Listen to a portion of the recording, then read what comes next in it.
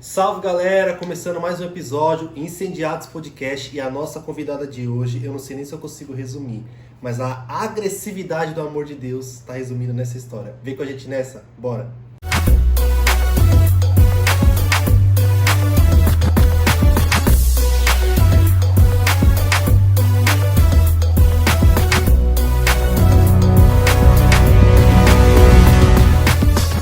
É isso aí, galera. Começamos mais um episódio Incendiados Podcast. Hoje nós estamos aqui com a nossa irmã Carol Moraes. Você tá bem, irmã? Tô bem, graças a Deus. Boa noite, paz do Senhor. E como é que foi o dia? Foi bem, graças a Deus. Corrido. Sabia. É que a gente tem uma contagem de dias corridos. Sim, Nós corrido, sei. 15-0. A gente mora em São Paulo, sabe como é que é, né? Corri bastante hoje pra chegar aqui. Mas é isso aí, aqui estamos, vamos falar de Jesus. Deixa eu falar um negócio pra você. Se você chegou até esse vídeo, ajuda a gente, curte esse vídeo. Deixa o seu like, é só você apertar no joinha que está embaixo do vídeo aí. Você nos ajuda muito porque o YouTube entende que o vídeo é relevante e ele começa a recomendar para as pessoas. E ainda mais, vai lá, comenta o que você achou do vídeo, a sua opinião, se você gostou, se você não gostou, e compartilha com os amigos, com a família, e eu creio muito que esse conteúdo vai te abençoar. Então bora, vamos conhecer quem é a Carol, quem é você? Bom, paz do Senhor, boa noite. Eu me chamo Carol, né? Sou mãe do Pietro, esposa do Leandro, sou serva de Deus, faço parte da Igreja Apostólica Vinde, a Igreja do Sobrenatural, e sou filha da Conceição, que é a minha maior referência. Tudo que eu sou hoje é graças a ela. Tenho 29 anos, estou prestes a completar 30 anos e eu sou uma pessoa alegre, sou uma pessoa que gosto de ter amigos, pessoas que me incentivam. E hoje eu vou contar um pouquinho da minha história com Deus e sem Deus também. Aí sim. E aí, como é que foi essa história? Como você conheceu Jesus? Como isso aconteceu na sua vida? Diferente da Índia, né? Eu cresci no berço evangélico, né? A Índia é uma amiga minha que veio aqui também, contou o testemunho dela. Ouçam lá o testemunho dela, porque só entrar no canal aí que tem o vídeo dela lá, Ingrid Cassiano. Tremendo.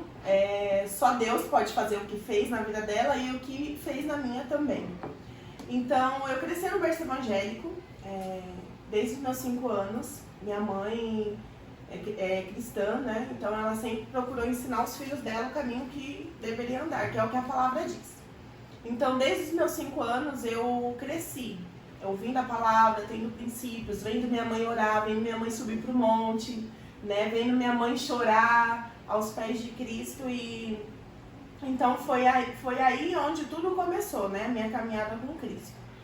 Então, com os meus 10 anos, houve uma troca de pastores, né? Que é o normal quando a igreja é grande, né? Sempre tem aquela troca de pastor, um pastor vai para um lado, o outro pastor vai para o outro. E com os meus 10 anos, houve essa troca de pastores e foi onde eu conheci o meu pastor, que é o pastor João Gomes. Eu estou com ele já há 19 anos, vai fazer 20 anos que eu estou com ele. E foi aonde eu comecei a conhecer mais a Cristo, né? Porque hoje eu falo que eu conheci a Cristo só de ouvir falar. Hoje eu posso dizer que eu conheço Cristo de andar com Ele, né? Então, com os meus 10 anos eu conheci o meu pastor, ele foi nos ensinando, né, mais ainda sobre a palavra. Porém, né, nessa história, como toda história tem o seu começo, o seu meio e o fim, na minha também teve o começo, o meio e o fim. E com os meus 12 anos, 11 para 12 anos, a minha mãe casou, precisou de mudar de ambiente, de lugar. E eu contrariada, porque eu cresci naquele ambiente, naquela cidade, e eu queria ficar ali. Eu não queria ir embora. No auge dos seus 12 anos. Eu não queria ir embora, eu não queria me desvincular dos meus amigos, né? Eu já fazia parte da igreja, fazia parte do grupo de dança, cheguei a fazer parte do Ministério de Louvor. Na época era a Igreja do Evangelho Quadrangular. Eu estou perguntando porque a humanidade inteira ou se converteu na Assembleia, na Quadrangular, não foge disso. Isso mesmo. Uma pitadinha. Então eu cresci, né, nesse ambiente. Né? Mesmo eu cresci no ambiente cristão por conta da minha mãe. Mas tem um lado ruim das coisas também, né? A gente veio de uma família muito simples, uma família, eu digo simples em todos os sentidos, né? Eu nunca passei fome, mas eu já passei por momentos difíceis, momentos de ver a minha mãe ficar sem comer para poder dar para os filhos, né? Eu sou a filha do meio, né, digamos assim, tem a minha mais nova e tem o meu irmão que é o mais velho, né? Mas eu perdi um irmão com 20 anos, foi assassinado e hoje fazem 16 anos, né? Não hoje, na data de hoje, mas já tem 16 anos que a gente perdeu ele. E, então, assim, foi um ambiente bem dificultoso, né? Então, com os meus 12 anos, eu tive que fazer essa mudança total na minha cabeça, na minha mente, né? De mudar de ambiente. E ninguém gosta de mudança, né? É difícil pra todo mundo. Ninguém gosta de mudar, né? Porque a mudança, ela em si, ela traz bagunça, ela deixa a gente desestabilizado e foi exatamente isso que aconteceu comigo. Então, me mudei, vim morar em Diadema, né, na Vila Guacuri. E como eu estava comentando com a sua esposa,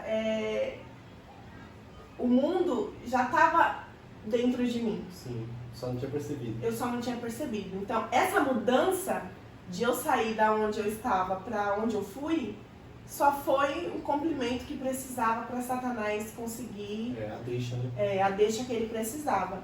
Então eu saí, fui morar e aí lá conheci pessoas novas, ambientes novos. Na igreja onde eu estava eu não tinha amigos, né? Então isso tudo favorece, né? Quando você já está com o coração dividido, você não ter quem contar, só empurra pro outro lado. Só te empurra pro outro lado. Então foi exatamente o que aconteceu. Eu fui morar em Diadema. E aí teve acontecido, meu irmão faleceu em Diadema. E aí a gente retornamos, né, pra onde eu moro hoje, que é Itapecerica da Serra. Só um adendo, como eu estava falando, né? Quando o nosso coração já está longe de Deus, algumas coisas favorecem, né? O diabo faz com que as coisas favorecem para a gente cair pro lado dele. Eu cresci numa igreja que era avivada, era uma igreja onde o pastor pregava a palavra, era uma referência, e eu fui para uma igreja que não era uma igreja que fazia o padrão que eu cresci, né? Então, isso contribuiu, porque eu ia para a igreja obrigatoriamente. Eu ia para a igreja porque minha mãe me obrigava a estar ali. Isso é ruim, né? Porque a gente não consegue dar espaço para o Espírito Santo entrar e fazer o que ele quiser, né? Então, a gente vai dando espaço para a nossa carne. E aí, foi onde eu conheci pessoas, aí me mudei para uma escola onde, como eu disse, não tinha amigos, nem na igreja anterior e nem na igreja que eu estava. Então, eu não tive esse apoio para permanecer. Tive o apoio da minha mãe, lógico, em todo tempo. E aí aconteceu tudo o que aconteceu, meu irmão faleceu. Nesse mesmo lugar que eu estava, eu comecei a ter curiosidade pelas coisas do mundo. Começou pelo cigarro, aí, fuma aqui, amiga. Não sei fumar, eu te ensino. Tudo começa assim, eu pago, eu busco. Isso, exatamente. Fuma aqui, amiga. Não sei, eu não sei nem tragar, né? Como se fala, para você dizer que você é um fumante, você precisa aprender a tragar. Então, e eu falava, não sei. Não tem problema, eu te ensino. E eu me lembro que eu passava horas e dias tentando aprender a tragar um cigarro, para entrar no padrão das minhas amiguinhas. E aí começou pelo cigarro, e aí um belo de um dia, uma delas falou assim, você topa fazer algo comigo? E eu falei, topo, né? Porque esse é o meu maior defeito. Eu falo que eu sou muito aventureiro, eu topo tudo. Quer experimentar tudo. E aí, falei, vamos. E ela falou, vamos ali no banheiro comigo, no banheiro da escola. Fui no banheiro da escola, de repente, o que ela me oferece? Uma carreira de farinha. Eu ia tentar adivinhar, mas eu ia errar. Então, E aí, ela falou, amiga, chega aqui. Eu falei, não, mas eu não sei fazer isso, né? Assim, os meus irmãos, eu cresci vendo eles se perdendo para as drogas, então eu tinha um trauma, eu tinha um receio. Vi minha mãe chorando, quantas vezes eu com entre 8 e 9 anos, eu precisei ver minha mãe me tirar de dentro de casa para me poupar, me fazer morar com uma irmã da igreja, para me poupar de ver meus irmãos se perdendo. Então, eu tinha esse receio, então eu não queria, mas fui, né? Fui lá, cheirei, fiz o que tinha que fazer de errado e dali em diante minha vida abriu um caminho maior, uma brecha maior para o inimigo entrar e fazer o que ele quiser, né? Então, dali eu comecei a fumar maconha, tudo escondido, fumar cigarro. Sua mãe nem imaginava? Minha mãe não imaginava. E aí comecei ter curiosidade para ficar com os menininhos, né? Comecei a ter a maldade que era muito cedo para chegar até a mim, porque eu era uma menina, né? E aí a maldade começou a entrar dentro de mim e eu comecei a seguir a sequência, né, da destruição. E aí aconteceu de meu irmão ter falecido, a gente retornamos para Tapecerica da Serra e estamos lá até hoje. Ali em Diadema foi o princípio para tudo acontecer. Viemos para Itapecerica, e aí isso foi se eu não me engano, meu irmão morreu em 2007. Voltamos para Itapecerica, acho que em torno de 2008 para 2009. Eu retornei para a igreja onde eu frequentava, porém é aquilo que eu falei, o mundo já estava dentro de mim. E quando o mundo está dentro da gente, é muito mais difícil de a gente dar espaço para o Espírito Santo entrar novamente, né? Porque tem toda aquela questão da condenação, né? Satanás, a todo tempo, ele vai nos condenar, né? Eu não tinha consciência de que a partir do momento que eu dobro os meus joelhos, eu peço perdão para Deus e eu falo para Ele, Espírito Santo, entrar de volta, a palavra fala que nenhuma condenação há para aqueles que estão em Cristo Jesus. Lá em Romanos fala, né? Então, e eu não tinha essa consciência de tudo isso, porque afinal de contas eu não tinha tido um encontro real com Deus. Eu conhecia Jesus só de ouvir falar. Por uma certa obrigação, né? Que eu ia para a igreja por obrigação. Voltei para a igreja e aí continuei na igreja, porém eu já estava um cristão morno. Sabe, eu só vou porque a minha mãe quer. Eu tenho que estar lá. Porque eu tenho que estar lá, porque a minha mãe exige que eu esteja. E era uma das coisas que minha mãe falava muito. Enquanto você estiver morando debaixo do meu teto, você vai fazer o que eu mandar. Você vai para onde eu for. Enquanto você for menor de idade, sou eu que tenho a responsabilidade sobre você. Que eu acho que é a frase que toda mãe fala. E a minha falou. E a minha falava exatamente isso. E aí eu fiquei, né, com 12 anos, 13, 14, fiz minha festa de 15 anos na igreja, que era o meu sonho de toda menina. Fiz, porém, aquele desejo por conhecer as coisas do mundo foi aumentando. Nessa época eu participava do Ministério de Dança, que era um dos meus maiores sonhos, era poder fazer parte do Ministério de Dança. E não por uma modinha, mas porque era algo que queimava dentro do meu coração mesmo. E eu fui julgada de todas as formas por pessoas que faziam parte, pessoas que eram para me acolher, me julgavam, apontavam os meus erros, enfim. E depois dos meus 15 anos, eu liberei, escancarei a porta para o diabo entrar e fazer o que ele quisesse da minha vida. E aí, com os meus 16 anos, 16 para 17 anos, eu me desviei mesmo da igreja. De vez. Minha mãe tentou me segurar. Acreditem, minha mãe tentou me segurar assim no último. Só que chega um tempo que perde o controle, né? A gente perde o controle. Pessoa, né? Sim, a gente perde o controle, quanto mais as pessoas que estão tentando aproximar a gente de Deus.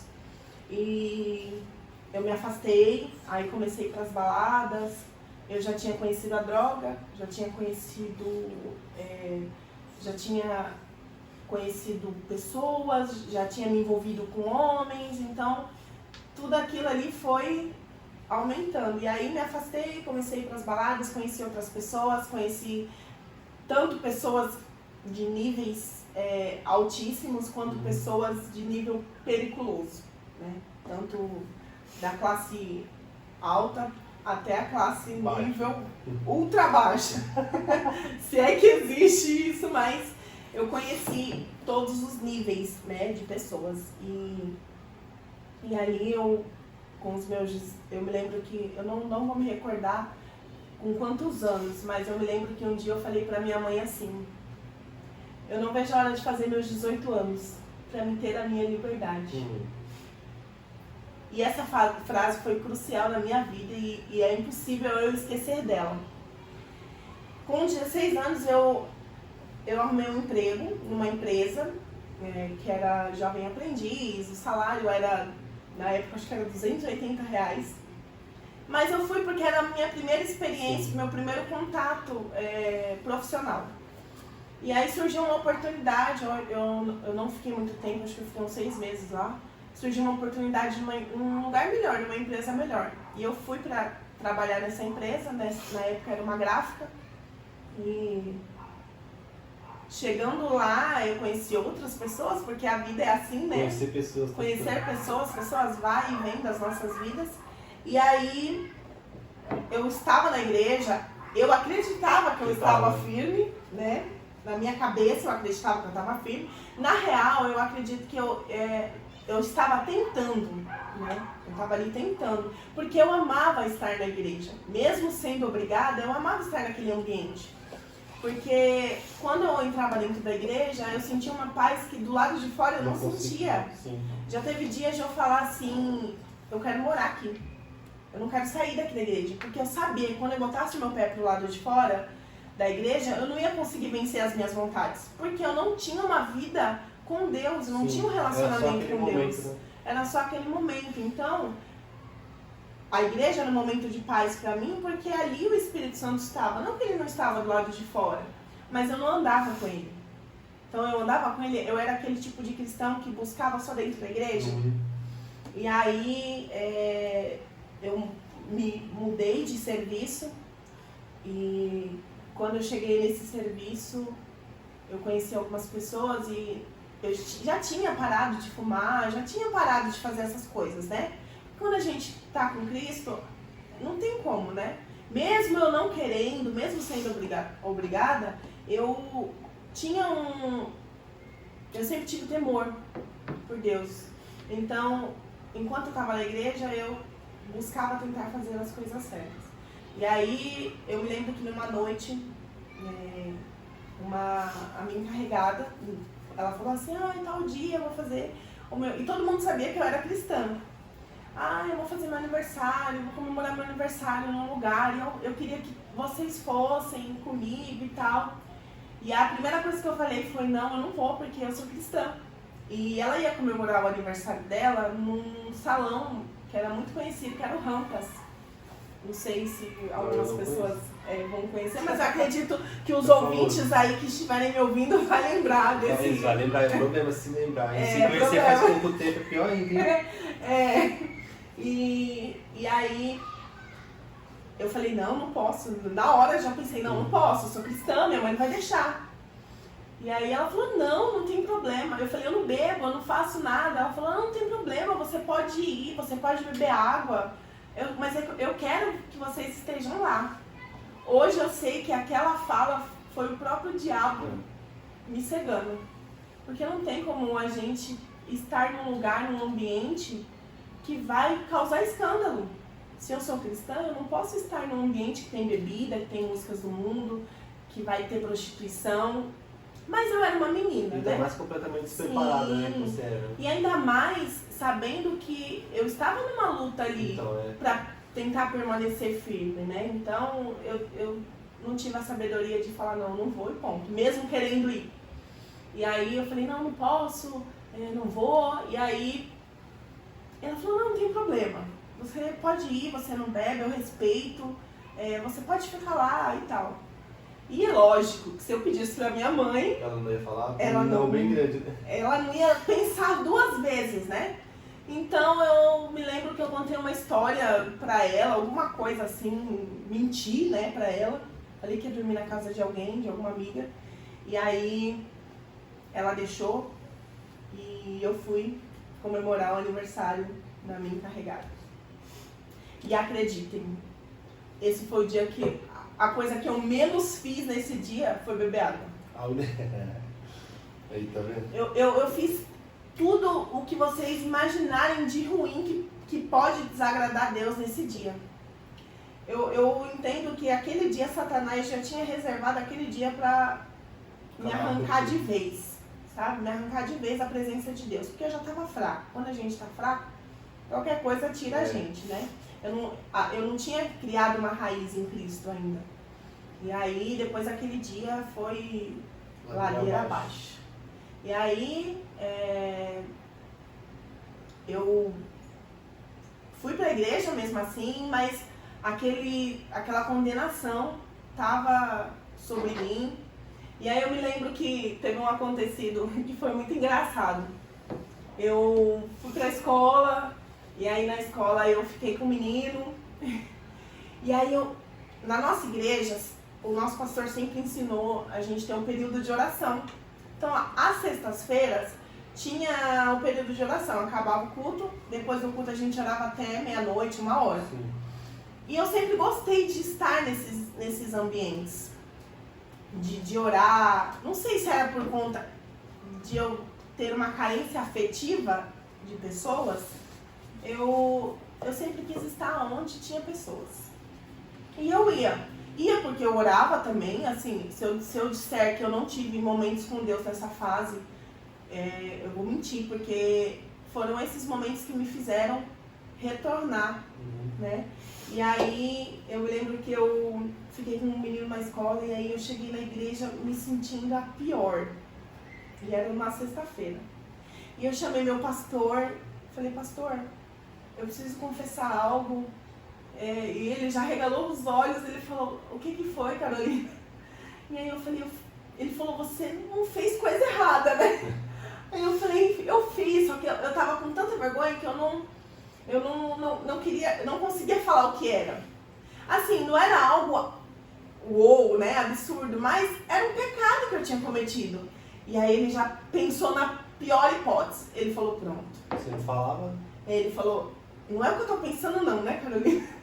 Eu falei, não sei o que você está pensando, pastor. E aí ele falou, fala logo. E aí eu falei, então, fiquei com o menino e eu tô me sentindo mal e tal e tal. Na cabeça dele, ele já tinha pensado que eu tinha dormido com o menino, eu já tinha perdido minha virgindade, eu tinha, né? E eu falei, e aí quando eu falei, ele falou, ai, ufa, Carol. Ele tipo, fez um ufa, né? Não que ele concordou, mas ele, ai, ufa, eu vou te levar em casa. A gente vai conversar com a sua mãe, eu vou explicar pra ela e tal, mas você confessou, você tá arrependido? Eu tô, e de fato eu tava, porque eu tive encontros com Deus, eu tive momentos com Deus que eram o que ainda tinha me segurado na igreja, né? Então, eu confessei, mas não consegui, não tive forças pra permanecer, porque ali eu fui alimentando a minha carne, né? Eu não orava, eu não lia a Bíblia, eu não jejuava, assim, jejuava quando tinha os eventos na igreja que tinha que jejuar, então eu jejuava nesses momentos, assim, né, tipo, quando tem... Mandada. Tipo, eu quero ir pro evento, eu vou jejuar. E então eu não tinha um relacionamento com Deus, então eu fui alimentando a minha carne. E aí, de lá em diante, e eu me lembro que, eu falo que o cuidado de Deus com a minha vida é muito grande.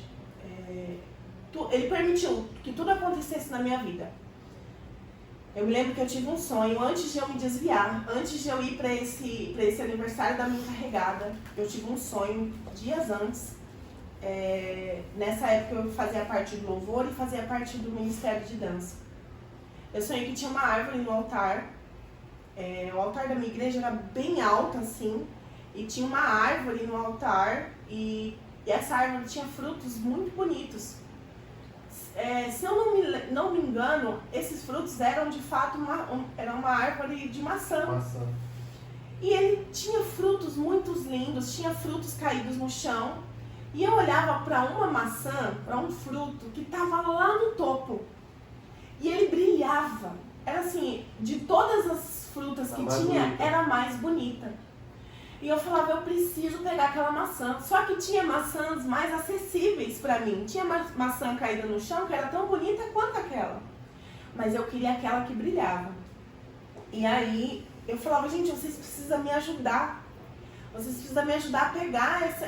Eu quero aquela. E eu me lembro que no sonho eu pegava uma escada e eu subia na escada e quando eu ia pegar a maçã, ela caía no chão.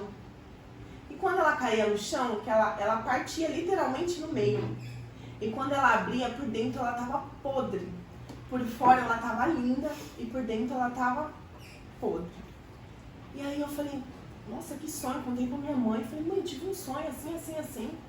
Minha mãe falou, ó, filha, eu não sou muito boa de interpretações, mas eu acredito que isso sejam pratos do diabo com aparência bonita, mas na verdade... É isso aí, né? É isso aí, é. E ela falou, mas quando é o pastor João, que ele é bom, ele vai saber te direcionar melhor. Contei pro pastor João e ele falou exatamente isso. Ele falou, ó, fica atento, porque o diabo vai colocar pratos, convites pra você, que aparentemente vai parecer que não vai te fazer mal, convites que vai... A Bíblia fala sobre isso, né? Que há coisas que parecem boas, no final levam pra morte. Levam pra morte, né? E aí ele confirmou aquilo que minha mãe tinha falado. Só que é aquilo que eu falei e eu vou repetir. Quando o mundo tá dentro da gente já, é muito difícil. Porque eu dei espaço suficiente pro diabo entrar dentro da minha vida. Nesse ponto a gente vê uma coisa interessante que a gente faz, né? Porque quando a gente tá mais caído pro lado do mundo, que a gente tá, que você falou, alimentando a carne, sim, Satanás ele vem bem sutil. E a gente consegue escutar e acatar as coisas dele, exatamente, mesmo sem perceber. Só que quando a gente está do outro lado, a gente não percebe a voz de Deus. Tão sutil quanto, muitas vezes, sim, só que a gente não percebe. a gente não tá sensível, né? E a voz de Satanás, ela vai ficando mais clara do que a voz de Deus. Sim. E isso é justamente por causa da luta que a gente alimenta a nossa carne e não o espírito. Aí a voz que a gente alimenta é aquela que fica sensível. E como a gente vai alimentar o nosso espírito? Através da oração, através da leitura, através do jejum, se aproximando de Deus. E eu não fazia nada disso, então não tem como permanecer firme se eu não faço por onde estar firme. E aí eu contei pro pastor, ele falou, ó, vigia, cuidado com os convites, cuidado com os pratos, cuidado, porque esse sonho é um sonho muito de Deus, é Deus te mostrando, Deus te dando livramento. Eu falei, amém, pastor, amém. E eu não me atentei, eu não dei ouvidos. Eu não dei ouvidos ao profeta, ao que Deus tinha me revelado. Eu não dei ouvidos àquilo que o meu pastor estava me direcionando através do sonho que Deus tinha me dado. E uma das coisas que eu descobri é que Deus sempre falou comigo através de sonhos. Só que na minha cabeça eu não achava que era Deus falando comigo. E hoje eu tenho essa certeza que uma das formas que Deus usa para falar comigo é através dos sonhos. Eu não sei como é com as pessoas, mas comigo é assim, dificilmente Deus usa alguém para falar assim, olha, eis que te digo, dificilmente Deus usa alguém para falar comigo, olha, vigia. É muito raro, já teve momentos. Mas falar mais direto. É muito legal isso aí, porque tem muita gente que Deus fala com sonhos e outras não. Sim. E inclusive comigo ele não fala com sonhos. Muito, muito, muito difícil. Eu falo isso direto pra Ana, porque a Ana sonha quase toda noite. E ela lembra dos sonhos. Sim. Então Deus vai mandando um monte de mensagem pelos sonhos. Eu não. Praticamente não sonho. E quando eu sonho, eu não lembro de absolutamente nada. Então eu fico assim, Deus, me ajuda aí. Aí de vez em quando, quando eu sonho e lembro, eu já capto na hora que ele tá querendo falar alguma coisa. Porque não é comum, né? Sim. E aí eu me afastei, né? Depois desse episódio de eu ir para esse aniversário, me afastei por completo. E aí tive algumas confusões na igreja. Eu era assim, pensa numa discípula difícil.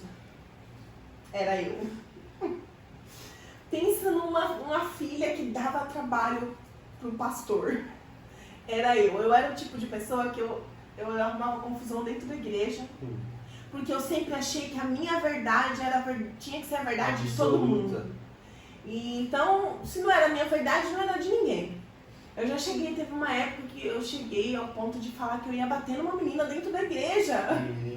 E eu, meu Deus, e assim, eu sou muito grata aos pastores que eu tenho, porque parte da mulher que eu sou hoje é graças a eles. Por eles. Sim, eles tiveram muita paciência, meu pastor teve muita paciência comigo, assim, e é graças a Deus primeiramente, né, mas graças a ele, porque ele nunca desistiu de mim quando as pessoas desistiram, né? Quando as pessoas olhavam pra mim e falavam, não vai ser nada, vai ser só mais uma, aqui tá na igreja, daqui a pouco sai. Eu vi muitos comentários assim. E esses comentários contribuíram pra mim me afastar literalmente de Deus. E aí eu me afastei com 16 para 17 anos, me afastei, saí da igreja, comecei a ir pras baladas, comecei a beber, comecei a fumar, comecei a me prostituir, porque eu falo me prostituir porque a partir do momento que a gente se relaciona com outra pessoa, nós estamos, Sim. né? E comecei a fazer tudo de errado. E aí conheci pessoas de níveis financeiramente bom, né? E conheci pessoas que eram do crime também. E nunca fiz parte, mas eu andava com eles. E existe um ditado que fala que quem se mistura com porcos farelo come. Minha mãe sempre falou esse ditado pra mim. Minha mãe falava, Carolina, você vigia, saia das rodas, saia do meio, porque a corda sempre estoura pro lado mais fraco. Ditados de mãe, né? Grande verdade, né? Isso. E aí, terminei meus estudos com 17 anos. Na escola, dei trabalho. Se você for lá no bairro onde eu moro, se você for na escola e perguntar quem foi a Carol na escola, você não vai ter boas. Aquela aluna que os professores odeiam. Isso. Assim, eu sempre respeitei muito os professores. Eu sempre tirei notas boas, mas eu era a perturbação da escola. Tacou fogo na cortina? Já. Tá vendo? Essa aí é a clássica, né? Já fiz isso, já liguei a mangueira de incêndio para não ter aula, larguei a escola. Deu curto no... Já coloquei 2 alfinetes na tomada para estourar tudo e acabar a aula, já botei fogo na janela, já. Então eu não fui uma boa pessoa na escola onde eu estudei. Assim, nas reuniões, os professores sempre falavam bem, porque eu nunca fui de desrespeitar ninguém. Mas eu era terrível, literalmente terrível. Batia nas pessoas, onde tinha confusão, Tava no meio. tinha a Carol. Na escola eu tenho um apelido, né? Não onde eu moro. Eu sou conhecida como Nina lá, né? Então, onde tinha confusão, tinha Nina. E então, assim, terminei meus estudos, aprontei muito na escola onde eu estudava.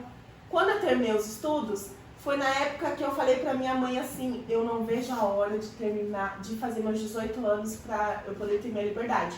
Por quê? Ela falava algo pra mim e eu guardava. Enquanto você for menor de idade e morar debaixo do meu teto, você vai ter que fazer o que eu mandar.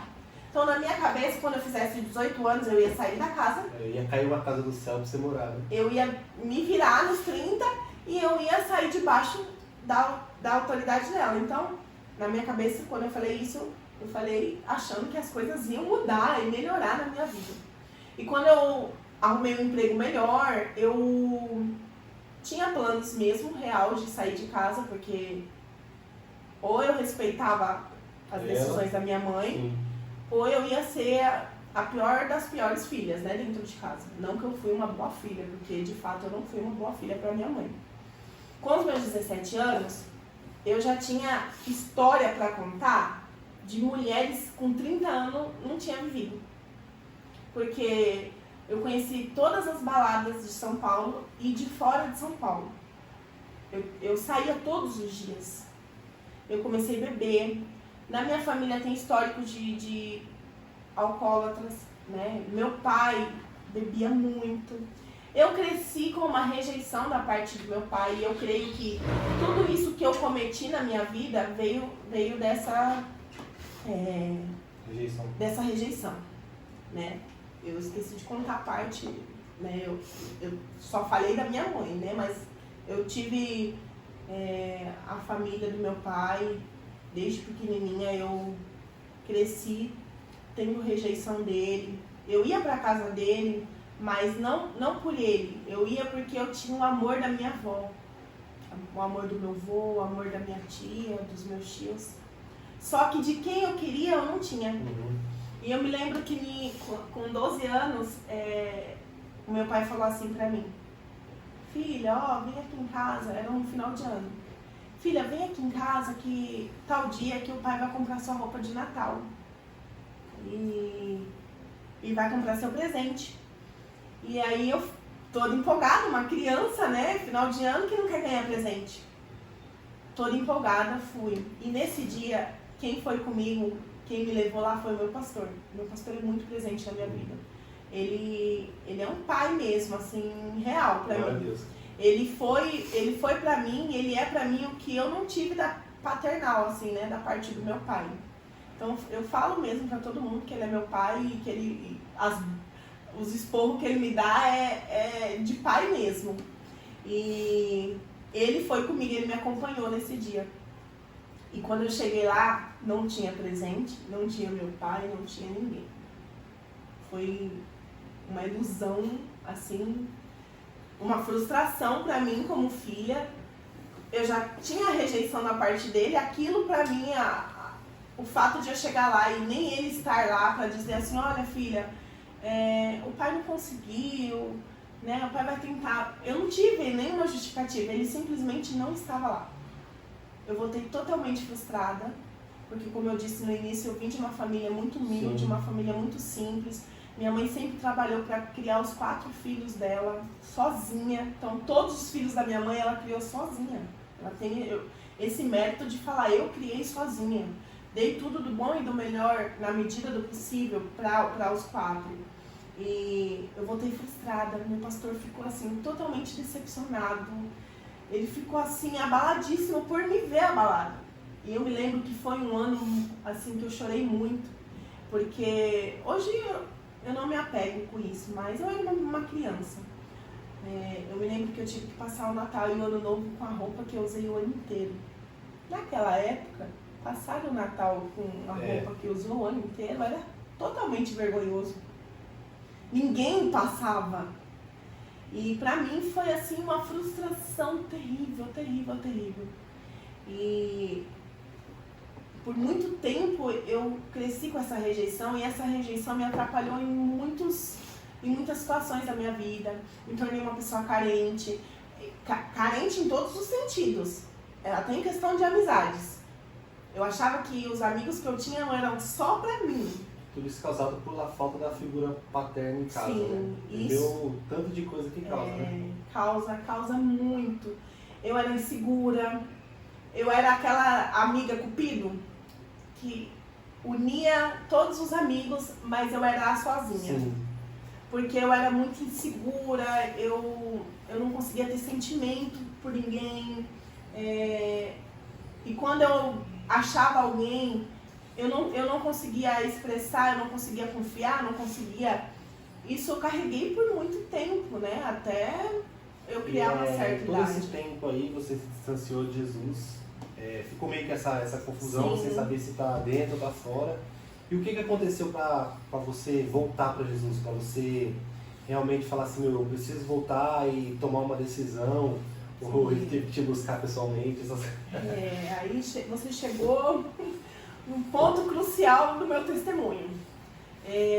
Com os meus 17 anos eu me afastei por completo, ao ponto de minha mãe falar: filha, vamos na igreja comigo um dia só. E eu falar assim: não, eu não vou. Eu peguei um repúdio de igreja que eu não conseguia. Às vezes eu até queria estar ali, ouvir um culto, ouvir uma palavra, mas eu não conseguia. Já teve tempos, pra você ter noção, de eu tentar voltar. Eu entrava na igreja com um maço de cigarro no bolso, porque eu queria voltar. E eu me sentia, eu falava: aqui é o meu lugar. Eu preciso de voltar para esse lugar. E eu não conseguia. Isso já com 17 anos. Quando eu completei meus 18 anos, aconteceu algo na minha vida que eu falo, hoje eu entendo que foi a última tentativa de Deus de me trazer de volta. E hoje eu tenho uma consciência de que Deus, ele vai até as últimas consequências para trazer um filho de volta para casa. Ele faz aquilo que a gente não imagina, que a gente acha que não pode ser Deus. Ele faz para trazer a gente de volta para a casa dele. E com os meus 18 anos, você lembra que eu disse que eu não vi a hora de fazer 18 anos para ter a minha tão sonhada liberdade? Pois é. Com os meus 18 anos, na noite do dia 29 de outubro de 2012, eu estava voltando do serviço, estava num serviço novo, né? Estava na experiência nesse serviço, mas estava gostando muito.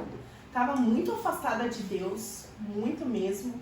Tive, assim, muitos livramentos de Deus, de morte mesmo. Livramentos, assim, de eu ir para lugares e ter tiroteio, de eu ir para lugares, de eu falar, mãe, vou numa festa, e minha mãe fala, filha, fique em casa. Jovens, quando a mãe de vocês falarem, fique em casa, fique em casa. Teve uma noite que eu falei, mãe, vou para uma festa e tal. Ela falou, filha, não vai, fique em casa, hoje eu não tô com um pressentimento bom. E eu falei, não, mãe, eu vou, não vai acontecer nada não, para com isso. Tá tudo tranquilo. Ora aqui por mim, que eu sempre tive esse hábito de falar com minha mãe, ora por mim, que minha mãe é uma mulher de oração. Se eu sou o que eu sou hoje é porque eu tive uma mãe de oração. A minha mãe é a pessoa que mais me inspira a ficar com Cristo, a permanecer em Cristo. E aí ela falou, não vai, fica em casa. Eu falei, não, eu vou. E aí fui. Quando eu tava chegando, assim, acho que não tinha 200 metros do local da festa, eu tive um acidente. Uma moto me pegou no meio da rua, me atropelou, voei no alto, caí em cima de um carro, bati a cabeça, fui tentar levantar, fiz um corte na cabeça, fui parar no hospital, não consegui chegar no local da festa. Não sei o que aconteceu depois dessa festa, porque eu fui pro hospital, tive que levar pontos, mas eu acredito que ali Deus me livrou de algo maior. Era melhor ser atropelado. Era melhor ter sido atropelado. E aí tive diversos livramentos de Deus, de eu ir, de mais uma vez a minha mãe falar, filha, não vai, fica em casa. E eu falar, não mãe, eu vou para um samba ali, não é nada demais. E ela fala, meu, fica em casa, um dia, cara, você sai todo dia. Eu vou. E aí eu me lembro que a gente, com as minhas amigas, a gente ia para um samba, que a gente sempre ia. E a gente ia com um rapaz, que esse rapaz era do corre, do crime, né? E antes de a gente ir pro samba, a gente sempre passava na padaria dele. A gente sempre passava pra ficar lá com ele ou pra beber alguma coisa. E aconteceu alguma coisa que nesse dia cancelou, a gente não conseguiu ir pro samba. E quando foi mais à tarde, eu fiquei nervosa, eu falei, como assim? Não, a gente tava marcado, não. E minha mãe falou, fique em paz. Se não era pra você, e se você não foi, é porque não era pra você estar lá. Quando foi mais à noite, a gente recebeu a notícia que havia passado uma moto no exato momento em que era pra nós estarmos lá. E essa moto, com 2 caras, disparou um revólver nesse rapaz, dentro da padaria dele. E graças a Deus ele não morreu, porque eu acredito que Deus também tem uma obra na vida dele, mas ficou internado, teve que ficar fugido, né, até resolver, até descobrir, enfim. Então assim, eu tive muitos livramentos de Deus, eu tive muito cuidado de Deus na minha vida, assim, de fato Deus não queria que eu morresse. E hoje eu entendo que se Deus não queria que eu morresse, é porque alguma coisa Ele quer fazer através de mim, na vida das pessoas. E com os meus 18 anos, como eu estava dizendo, cheguei nos meus 18 anos, falei, uou, agora as coisas vão acontecer na minha vida, e não foi da forma que eu imaginei. Na noite do dia 29 de outubro de 2012, estava voltando do trabalho. Nesse dia eu tinha decidido passar na casa do meu pai, que eu tenho 2 irmãos por parte de pai, eu não era tão presente assim na vida deles, mas nos últimos dias eu tinha falado, nossa, eu preciso de ver minha família, eu preciso de ver meus irmãos, né? O que meu pai deixou de ser pra mim, ou foi ou não foi, eu não posso descontar nos meus irmãos. Falei, tal dia eu vou ir visitar meus irmãos. Só que eu chegava muito tarde. Eu entrava 2 horas no serviço e saía às 10. Aí o caminho do horário que eu saía, eu ia passar na casa dos meus irmãos meia-noite e meia. Tava tudo certo pra mim passar na casa dos meus irmãos. Falei, não, vou passar, eu preciso de ir lá. Não sei, eu preciso de ver meus irmãos. No final das contas, chegando perto da casa dos meus irmãos, eu falei, não vou passar não, tá muito tarde, vou incomodar, né? Foi embora.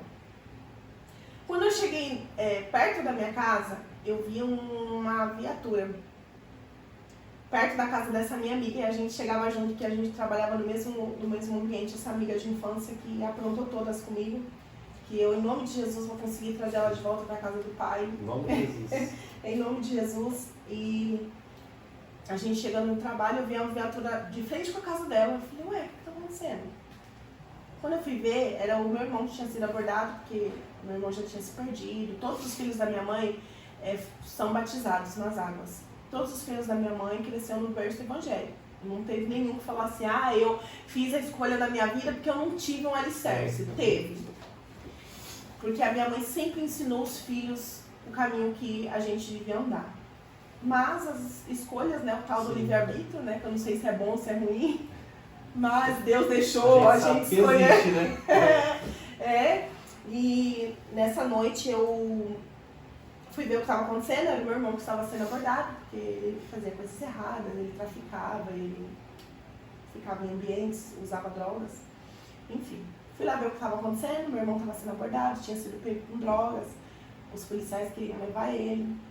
E aí quando eu cheguei, eu estava afastada nessa época, quando eu cheguei, ele falou, Nina, vem aqui. E aí o policial deixou eu falar com ele, ele falou, Nina, pelo amor de Deus, me ajuda, era um final de ano, né, onde a polícia geralmente prende mais. Começa a trabalhar, né? Isso.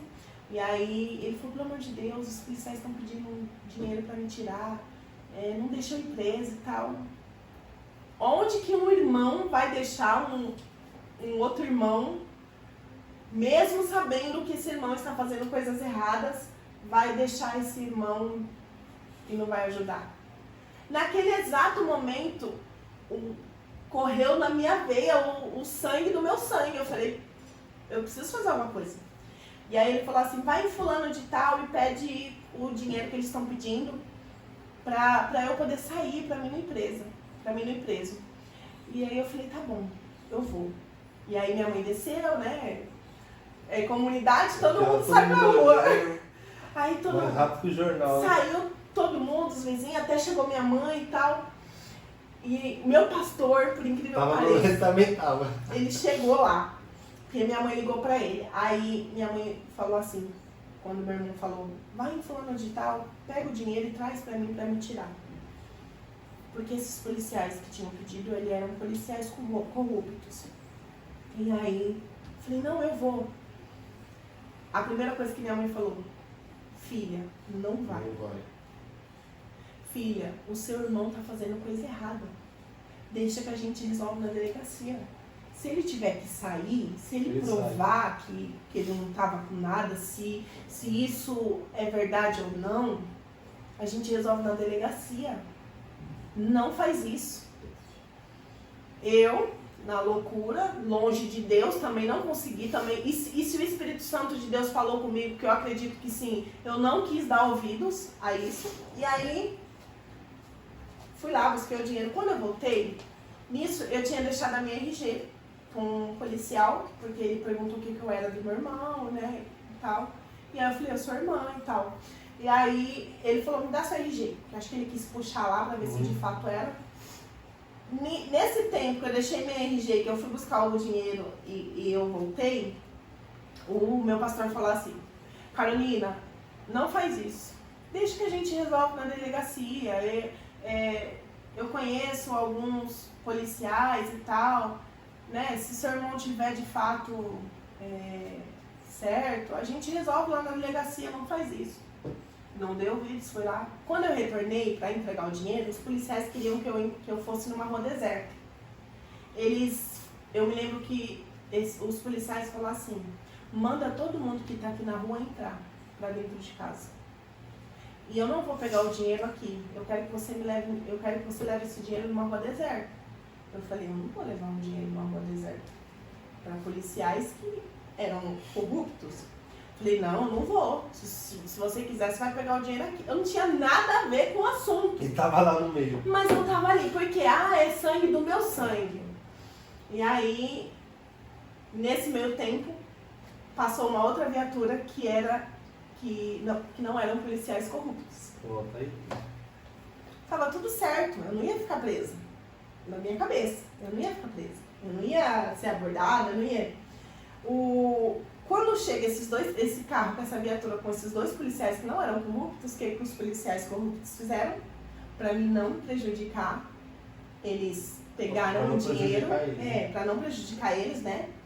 Eles pegaram o dinheiro, colocaram como se eles tivessem encontrado esse valor com o meu irmão e me levou junto, como associação ao tráfico. Eu tinha quantos anos? 18 anos. O que eu queria? A liberdade. E o que eu ganhei? Nada disso. Nada disso. Então, fui pra delegacia, claro que confiante que eu ia voltar pra minha casa, porque afinal de contas eu não fui pega com nada. Eu fui literalmente levada com a marmita debaixo do braço, voltando do trabalho. E os policiais sabiam disso. E aí, pra eles não se prejudicarem com os outros policiais que eram corretos, me levaram.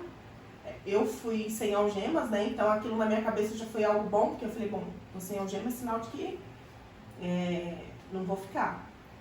No decorrer lá na delegacia, acabei passando uma noite na delegacia. Eu era uma menina, assim, por mais que eu já tinha experiências que mulheres de 30 anos não tinha, eu era uma menina imatura. Sim. E eu me lembro que eu assinei, eles fizeram eu assinar lá os documentos. Quando eu percebi que eles estavam me chamando para tirar aquelas fotos de filme, de frente, de lado, de costas, de tatuagem, eu falei, algo de errado está acontecendo. Eu falei, eu não vou embora. Eu fui abordada, fiquei presa, assinei lá os documentos como se eu tivesse de fato associada ao tráfico. E era uma coisa que eu não era associada ao tráfico. E andava assim com pessoas, mas eu não era. Mas como diz o velho ditado, quem se mistura com porcos farelo come, eu literalmente comi. E aí eu fiquei 8 dias na delegacia, presa, aguardando uma vaga no CDP. Depois desses 8 dias que eu fiquei na delegacia, eu fui transferida para o CDP de Franco da Rocha, CDP feminino. E lá foi onde começou mais um episódio na minha vida que não foi tão bom assim. Né? Imagina você ter planos, porque os meus planos eram, vou trabalhar, terminei meus estudos, vou fazer faculdade, tinha prestado um vestibular, tinha tirado uma nota boa no vestibular e tal. E tava com os meus planos. E aí, de repente, sua vida muda, literalmente da água pro vinho. Acordei sendo uma pessoa comum e dormi sendo uma criminosa, porque pra polícia é aquilo. Você é criminosa, mesmo não sendo. E nessa aí o seu irmão também foi preso? Foi os dois. Meu irmão confessou lá, falou, ela não tem nada a ver, minha irmã é trabalhadeira, minha irmã... Mas para eles não teve acerto. E eu acredito que tudo isso foi a permissão de Deus. Olhando para trás hoje, né? Hoje eu consigo entender que foi a mão de Deus. Para me livrar de coisas maiores. Porque como eu disse, eu tive livramento de morte. Na vida que eu estava, na caminhada que eu estava, com certeza, se Deus não tivesse me colocado dentro de uma prisão, hoje eu não estaria aqui contando esse testemunho. Com certeza eu estaria morta. Minha mãe teria enterrado mais um filho. Então, eu fui transferida para o CDP. Quando eu cheguei no CDP, foi algo assustador para mim. E eu me lembrando agora que dias atrás desse acontecido, aconteceu duas situações na minha vida. Eu tinha um amigo que era muito amigo, e ele continua sendo muito meu amigo. E eu falei assim, e ele fazia coisas erradas. E pra você ter noção como há poder nas nossas palavras. Eu falei assim pra uma outra amiga assim, olha, se um dia fulano de tal for preso, eu seguro o B.O. dele. Olha só, não demorou muito tempo. Não foi dele, mas foi outro. Eu acabei que atraindo aquilo pra minha vida. Passou pouco tempo, essa minha amiga de infância sempre cresceu no berço evangélico também, hoje está afastada, tinha cultos na casa dela, e aí ela tinha um irmão que fazia o culto, que hoje ele é pastor. Ela falou assim, Nina, eu vou lá receber oração, tá? Você não quer ir? Eu falei, não quero. Porque eu tinha muito temor a Deus. Na minha cabeça era muito injusto eu ir receber oração e sair para fazer coisa errada. Então eu não ia. Falei, não, eu te espero aqui do lado de fora. Ela falou, não, tá bom. E aí nisso ela falou, aí eu fiquei lá do lado de fora esperando ela, de repente ela me chama. Ela falou, ó, Nina, o irmão lá tá te chamando. Ele disse que tem algo de Deus pra falar pra você. Eu falei, pra mim? Eu falei, tô aqui fora. Tô aqui quieta na minha, já fugindo, já, né, pra não... Ela falou, e ele falou que é pra você entrar lá, que ele precisa falar com você. Eu falei, mas eu quero receber oração. Aí ela falou assim, não, vamos lá. Aí, quando eu entrei, ele falou assim, eu sempre fui muito avessa com esse negócio de revelação.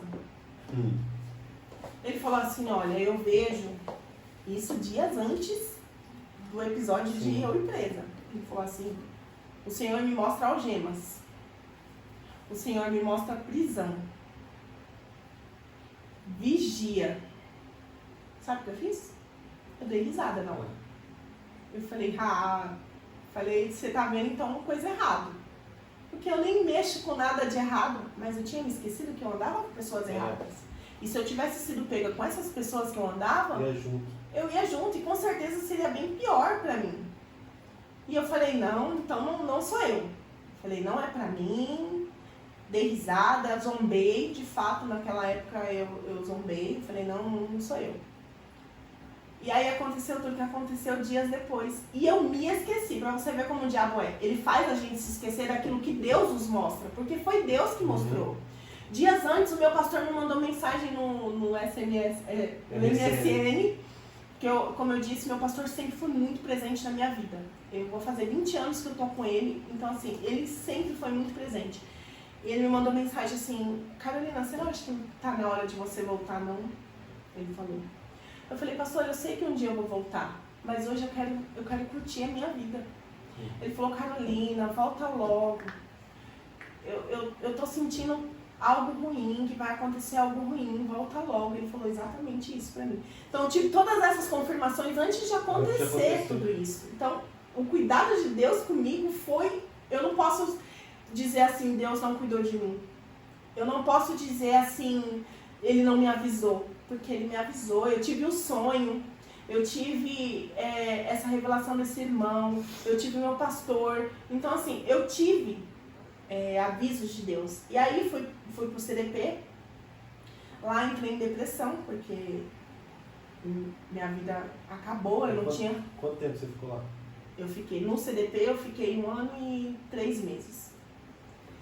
Então assim, tive depressão, fui acolhida por algumas pessoas. Os 3 primeiros meses eu não comia, não saía da cela, era um ambiente horrível, feio, assim, coisa de filme mesmo. E aí eu me lembro que eu tive a minha primeira audiência com 6 meses. E eu tava crente que eu ia embora. Eu falei, Deus, o Senhor vai me tirar daqui, o Senhor sabe que eu não tenho nada a ver. Nesse momento eu lembrei de Deus. Lá atrás eu tinha me esquecido que eu não queria nem pisar dentro de uma igreja. Mas na hora que o calo apertou, eu lembrei que existia um Deus e que esse Deus podia me tirar dali. E aí eu falei, Deus, o Senhor sabe que eu não tenho nada a ver com isso. E de fato eu não tinha nada a ver. Só que havia um propósito. E eu não entendi que havia um propósito. Com 6 meses eu tive minha primeira audiência. Eu crente que eu ia sair, porque todas as pessoas, as meninas que eu conheci lá, ia pra audiência, ganhava liberdade de ir embora. Eu falei, comigo não vai ser diferente. E eu tinha relatos de pessoas que tinham pegado a mesma vara judicial que eu, que o juiz era um juiz justo, que era um juiz bom, que todos os casos que ele pegava, ele dava liberdade. Então eu falei, cara, eu vou embora. Tive minha audiência, fiquei no aguarde por 4 meses, até chegar o resultado, se eu ia embora ou se eu não ia. Eu me lembro que no dia 20 de dezembro de 2013, o oficial de justiça chegou na capa, né, que é como fala, lá na cadeia, e chamou pelo meu nome. Eu vibrei, eu falei, chegou minha hora de ir embora. E eu fui toda feliz, com toda a fé, falei, meu Deus, agora eu vou embora desse lugar. E nisso eu já estava 9 meses presa. Eu estava quase 1 ano presa.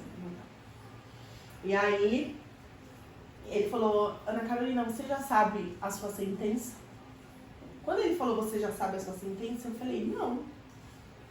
Aí ele falou assim, aí ele falou lá tudo que ele tinha que falar, de multa, de não sei o que, você tem não sei quantos mil dias de multa, e a sua sentença foi de 10 anos e 10 meses. Imagina você tá com a esperança lá em cima e de repente o mundo cai em cima de você. Quando ele me falou aquilo, literalmente eu senti o mundo caindo em cima de mim. Eu falei, não é possível. E aí eu comecei a questionar Deus. E aí eu recebi, assinei o papel e tal, chorando muito, muito, muito, porque eu falei, Deus, cadê você? Falei, Deus, onde você tá que você não viu tudo isso que está acontecendo comigo? O Senhor sabe que eu sou inocente, o Senhor sabe que eu não tenho nada a ver com isso. E eu recebo uma sentença de uma criminosa, porque 10 anos. E na minha cabeça, leiga, eu pensei, eu vou sair daqui com 30 anos. Falei, eu não vou sair daqui, porque na minha cabeça eu ia ter que cumprir os 10 anos. Eu peguei uma sentença de 10 anos e 10 meses. Então, na minha cabeça, no fechado, porque o oficial deixou claro, 10 anos e 10 meses no fechado. Então, na minha cabeça, eu falei, eu vou ter que cumprir 10 anos, eu vou sair daqui com 28 anos, com 30 anos quase. Falei, acabou minha vida, acabou tudo. Eu me lembro que eu subi pra Jega, que é o nome das camas que fala lá, e eu comecei a chorar, comecei a orar. Mas não foi uma oração falando assim, amém, Deus, eu entendo. Questionamento, né? Foi uma oração de questionar. Falei, cadê você, Deus? Onde você tá? Que não viu isso, sabe? E aí, dali em diante, foi ladeira abaixo. Eu me enfiei no pior, aí continuei fumando, aí eu continuei fazendo coisas erradas. Aí, depois de 3 meses, eu fiquei 1 ano e 3 meses lá, depois de 3 meses, eu tive que aguardar para ser transferida para uma cadeia mesmo, para uma penitenciária. Porque o CDP é quando você fica sumariando, né? É tipo provisório. Isso, é provisório. E aí, depois desses 3 meses que chegou a minha sentença, eu fui transferida para a penitenciária de Santana. E aí lá eu fiquei mais 1 ano e 7 meses, lá nesse lugar. E assim, foi ladeira abaixo, assim, minha vida.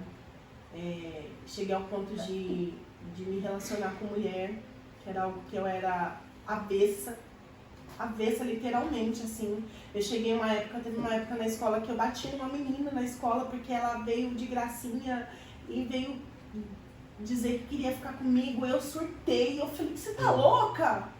E aí eu cheguei num nível da minha vida ao ponto de me relacionar com mulher. Por um tempo eu tinha muita vergonha de dizer isso. E assim, claramente eu nunca disse isso pra ninguém. Vocês estão recebendo essa informação de primeira. E aí eu tinha vergonha de dizer isso para as pessoas, porque as pessoas condenam, né? As pessoas falam, as pessoas se afastam, elas discriminam, né? Lógico que perante a Bíblia é pecado. Sim. É um pecado condenável. Então, eu tinha vergonha do que da reação das pessoas. A gente vê que o pecado ele é um sedativo da nossa mente, né? Sim. Porque quanto mais fundo a gente vai no pecado, a gente não percebe o que ele está fazendo na gente. A gente começa a cometer pecados cada vez maiores, cada vez mais pesados. Sim. E isso para nós no momento é normal. A gente não percebe. A gente não percebe que a gente só está afundando. E a Bíblia fala, né? Aquele que está sujo, suja-se mais. Aquele que está limpo, limpe-se mais. No caso do pecado, quando a gente está no pecado, a gente não se preocupa em limpar as nossas vestes. A gente só se suja, né? E eu me lembro que no presídio, eu tive um sonho que eu me relacionava com uma mulher no sonho. E aí eu comentei com uma amiga minha que eu conheci no presídio e eu falei pra ela assim, credo, eu tive um sonho horrível. Falei pra ela, Deus me livre, eu falei. E aí eu contei pra ela. E aí ela falou assim, ai amiga, você não tem curiosidade não? Ela falou, tudo começa pela curiosidade. Falei, eu não, Deus me livre. Ela falou, eu entrei mulher aqui, eu vou sair mulher. Eu falei pra ela. E ela, ai amiga, mas se você sonhou é porque você tem curiosidade, é porque você quer. Olha o diabo, como ele é astuto. Eu falei, Deus me livre. E depois desse dia que eu tive essa conversa com essa pessoa, eu comecei a ter curiosidade. E aí, fui ladeira abaixo, né? Aí eu dei vazão pro inimigo, me relacionei com mulher, enfim. E tudo que fugia dos princípios que a minha mãe tinha me ensinado. A minha mãe tem um testemunho forte também. A minha mãe se relacionou com mulher, minha mãe foi casada por 5 anos com uma mulher antes de ela se converter. Então, assim, pra mim era totalmente longe disso. Mesmo a minha mãe tendo um testemunho assim, porque quando ela se converteu de verdade. Então, ela mostrou pra mim que era pecado. Possível, né? Ela mostrou pra mim que, mesmo ela tendo se relacionado, isso não é como o mundo diz, é uma doença. A pessoa nasce assim, eu não consigo porque eu nasci assim. Eu sou assim, não tem como mudar. Então ela mostrou pra mim isso. E foi uma fase bem difícil, porque minha mãe sofreu muito nessa fase.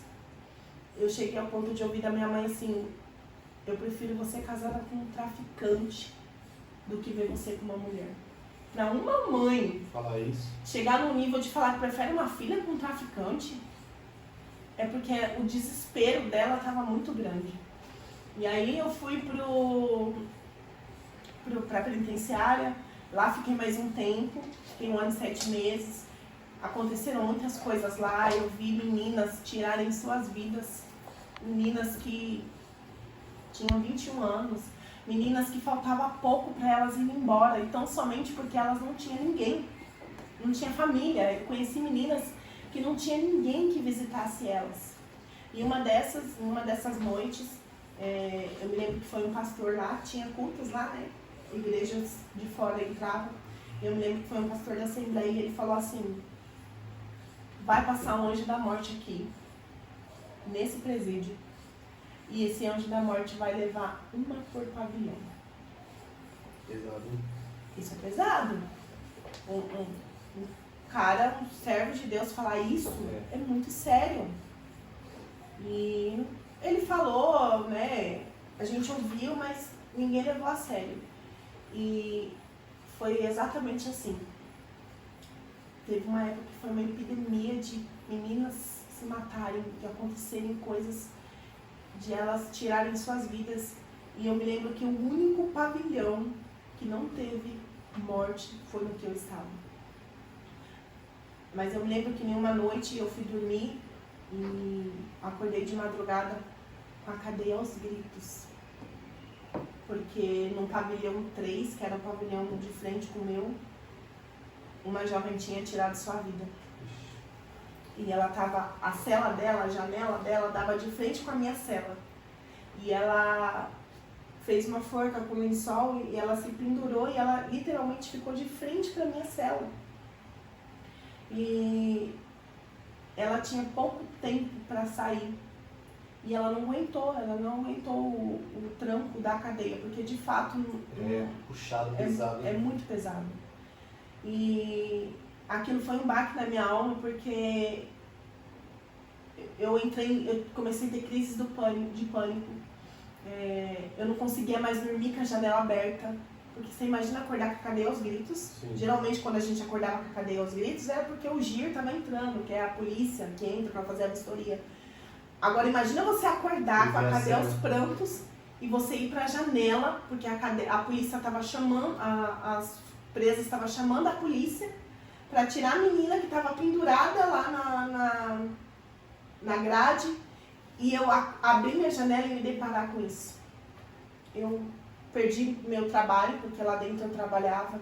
Eu fiquei com crise de pânico, eu não conseguia dormir mais com a luz apagada. Toda vez, eu não conseguia mais ficar na janela, que era um lugar onde eu sempre falava com Deus, porque toda vez que eu chegava na janela eu olhava eu via a menina pendurada. Então foi uma série de coisas que aconteceram comigo lá dentro daquele lugar, que mexeram demais com o meu psicológico, mexeram demais, assim. E eu tentei tirar minha vida também por conta de todas essas séries. Teve um tempo que eu falei com a minha mãe, eu falei, mãe, pelo amor de Deus, eu não tô aguentando mais. Eu não sei se eu vou aguentar esse lugar. Imagina uma mãe ouvir isso. Do outro lado, ela receber essa informação de que a filha não tá aguentando mais e de que a filha estava prestes a tirar a vida. E minha mãe, filha, pelo amor de Deus, não faz isso. Calma, a gente tá orando. E ela, vamos orar. E ela em desespero.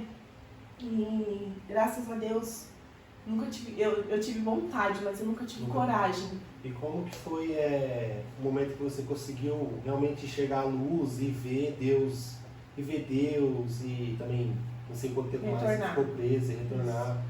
Só que eu estou fazendo a conta aqui, né? Você ficou presa 3 anos ou mais que isso? 3 anos. E depois você conheceu, voltou a Jesus quando você saiu. Isso. Conta pra gente. Não foi exatamente quando eu saí, Conta né? pra gente. Porque Deus... Teimosa, você é teimosa. Oh, meu Deus! Quando eu falo que eu sou que eu fui uma filha teimosa, depois desse episódio, eu consegui me estabilizar, né, psicologicamente, porque eu fiquei por muito tempo na prisão, assim,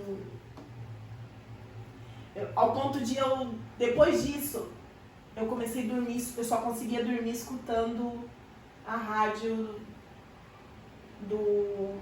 da Renascer. Sim. Que era a única rádio também que funcionava lá. Então, eu só dormia ouvindo palavra.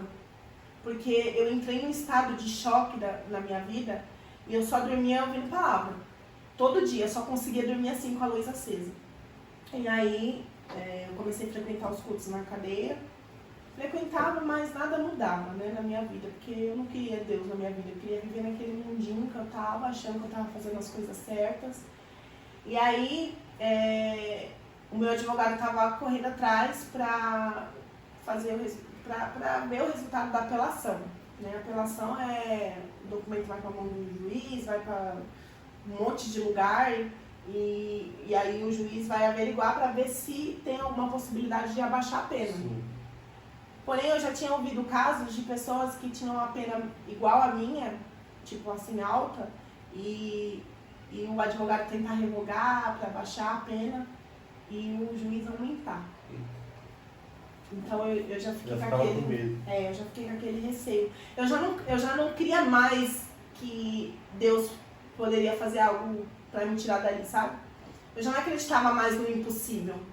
Na minha cabeça eu já estava conformada. Nesse tempo eu já estava quase 2 anos presa. Eu estava 2 anos e pouquinho presa. Então eu já tinha me habituado à rotina dali. Eu já tinha, sabe, entrado na minha cabeça, eu vou morrer aqui, tipo assim, eu vou ficar aqui o tempo que eu tiver de ficar e ponto. Vou cumprir a minha pena e quando eu cumprir eu vou sair. Então eu não acreditava mais no impossível de Deus. E aí, eu me lembro que eu fui num culto, eu até tentei pegar firme. Me lembro que eu fiz até uma apresentação dentro do presídio, de uma dança, né, que eu fiz com as meninas. E eu me lembro que um dia eu fui num culto e eu orei ao Senhor, fiz uma oração, pedindo para Deus me tirar dali, porque eu de fato, naquele momento eu já não estava aguentando mais a situação. Eu não aguentava mais acordar e ver grade. Eu não aguentava mais ver o sol por um buraco, sabe? Aquilo estava me dando falta de ar mesmo, uma certa crise de ansiedade estava me dando. Desespero, de né? desespero mesmo, sabe? De você não aguentar mais ver chapa, grade e pedra. Era só isso que eu via. Pedra que eu falo é porque... Parede. Porque as camas parecem um túmulo. Eu me sentia morta ali dentro. E já estava me dando, e eu fui para um culto na hora do almoço, porque tinha culto todo dia na hora do almoço. E eu fiz uma oração a Deus, eu falei, Deus, eu não aguento mais, Senhor, eu tô aqui, eu preciso ir embora, o Senhor não me vê, eu via tanta gente indo embora, coisas piores do que eu, e eu falava, Deus, e eu? E aí eu fiz uma oração, eu achei que Deus tinha recebido essa oração, acredito que ele falou assim, vou ficar em silêncio ainda mais um pouquinho, porque não vi sinceridade em você. Tipo assim, naquele momento eu fui ladrão da cruz, sabe? Eu quero que o Senhor desça daí, faça um milagre e eu vou continuar na mesma caminhada que eu tava. Eu tava nesse nível. Eu só queria que Jesus fizesse um milagre na minha vida, me tirasse de lá para me continuar na vida errada que eu tava aqui fora. E aí, passou o tempo, nada aconteceu, eu tava aguardando o resultado da minha apelação. E eu me lembro que eu fui num outro culto e aí eu fiz a mesma oração. A mesma oração, sem tirar nada e sem pôr nada.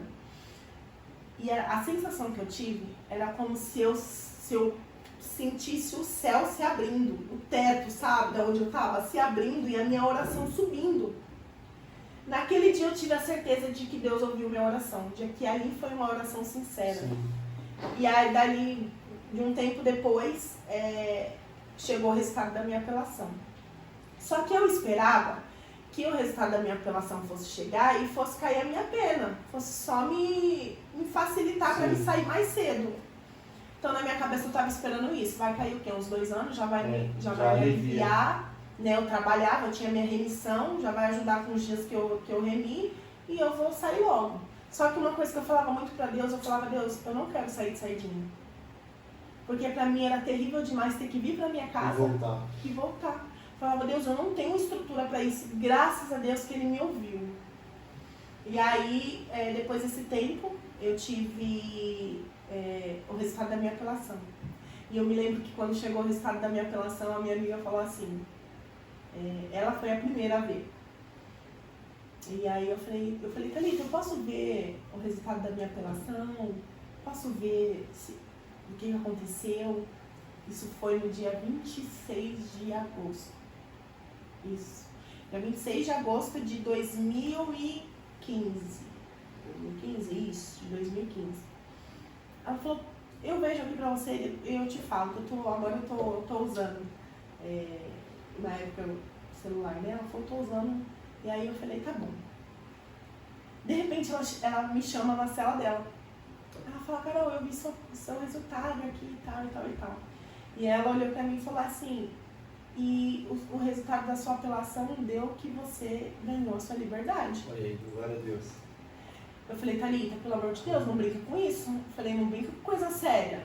Sempre eu tava tão descrente que eu não acreditava. Ela falou, Carol, é sério. Eu falei, me dá aqui que eu quero ver. Ela falou, Carol, só tá esperando o juiz expedir o seu alvará pra você sair. E geralmente o juiz expede o alvará dentro de 48 horas, até 2 dias. E aí eu falei, uou, glória a Deus, vou embora. Só que o meu coração ainda não estava totalmente voltado para Deus, mesmo Deus me tirando dali.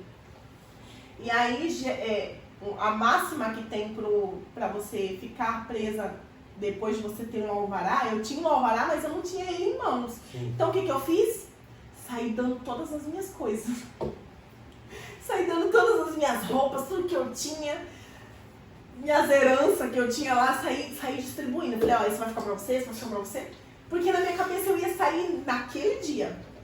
Pra você ver que as coisas é no tempo de Deus. Não é no nosso tempo. Deus sabe o momento exato de cumprir as coisas nas nossas vidas. E aí eu saí entregando tudo. Eu me lembro que foi uma festa, foi uma alegria. E eu fiquei só com a minha roupa do corpo. Eu falei, vai chegar, a polícia vai me chamar e vai falar que o meu alvará tá. E geralmente é 2 dias, né? 48 horas é 2 dias. Pois eu levei 5 dias pra conseguir Meu Tá alvará. bom, achei que ela falava 5 meses, acredito. 5, mas pra mim foi o fim. Imagina você tá com a sua bênção na mão e você não conseguir pegar ela. Foi literalmente assim.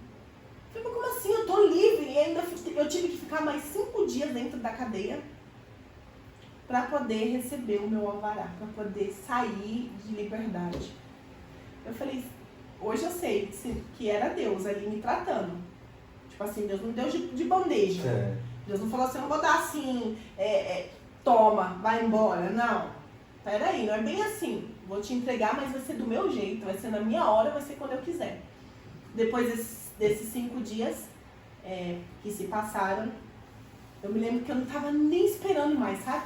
Sabe quando você tá assim, eu sei que eu sei que eu ganhei mais 5 dias, 48 horas, eu tô 5 dias, aí eu tô lá. Foi dia 31 de agosto. Aí eu falei assim, bom, vou curtir aqui, né? Vou ficar aqui, né? Já tô aqui, não vai mudar nada. E aí eu me lembro que a polícia chamou na capa. E aí essa mesma menina que tinha visto que na época a gente era setor, a gente trabalhava lá pra ajudar nas funções de lá da cadeia. Essa mesma menina que me deu a notícia que eu tinha ganhado meu alvará foi a que recebeu o papel com o meu alvará.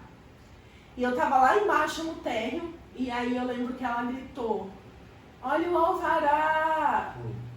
E aí, tipo, eu pensei, não é o meu. Eu pensei, não é o meu, é de alguém, não é o meu. E eu continuei, na onde eu tava, continuei. E aí ela falou assim, ei, Carol Boieira, que na época eu era boieira. Servia o alimento para as pessoas. Eu tô falando em códigos, tem que traduzir, né? mas eu tenho que resumir. E aí ela gritou, ei, Carol Boieira, olha o alvará. Aí ali eu criei que, de fato, eu tinha acabado o meu tempo no presídio. E aí me despedi das minhas amigas, que foi muito difícil. É muito difícil você se despedir das pessoas naquele ambiente. Saber que você está deixando para trás pessoas que também estavam na mesma luta que eu, sabe? Que queria sair também. E foi muito difícil, né? Assim, eu fiz vínculos lá dentro com pessoas que eu tenho contato com elas até hoje. Pessoas que mudaram de vida assim como eu mudei.